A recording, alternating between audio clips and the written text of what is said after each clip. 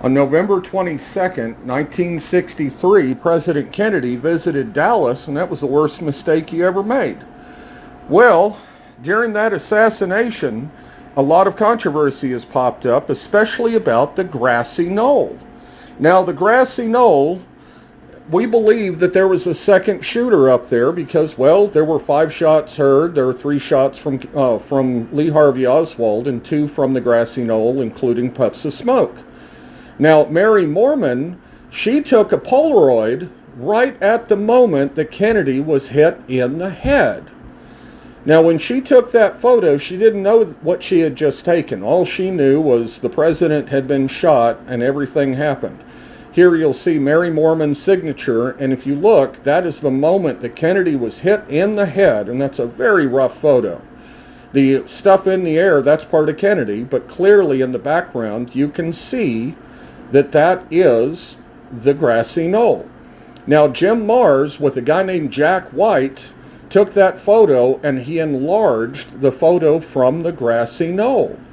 When they did that enlargement, they had all kinds of questions about this guy. This guy's name is Rosco White. He was hired by the Dallas Police Department 6 weeks before the assassination. Turns out he has a 201 file, so he was in the CIA, but he was also in the Marines at the same time as Lee Harvey Oswald. Well, Jim Mars and Jack White is of no relation to Rosco White, they took the Mary Mormon photo and they started looking right up there on the corner where you see the white and the black part of the wall comes together.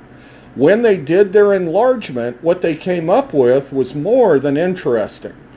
Now, this photo, if you look, you can see a face, you can see a hairline, you see a muzzle flash, you'll also see a white spot right on somebody's chest.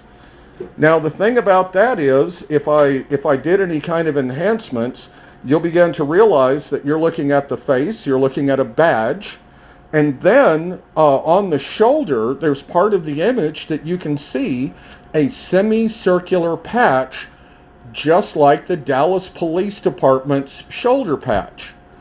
Now, the simple fact that Rosco White was spotted by people at the top of the Grassy Knoll less than 30 seconds after the Kennedy assassination, and Rosco White was in the Marines at the same time as Lee Harvey Oswald, and it turns out Lee Harvey Oswald and Rosco White both had 201 files. I got questions.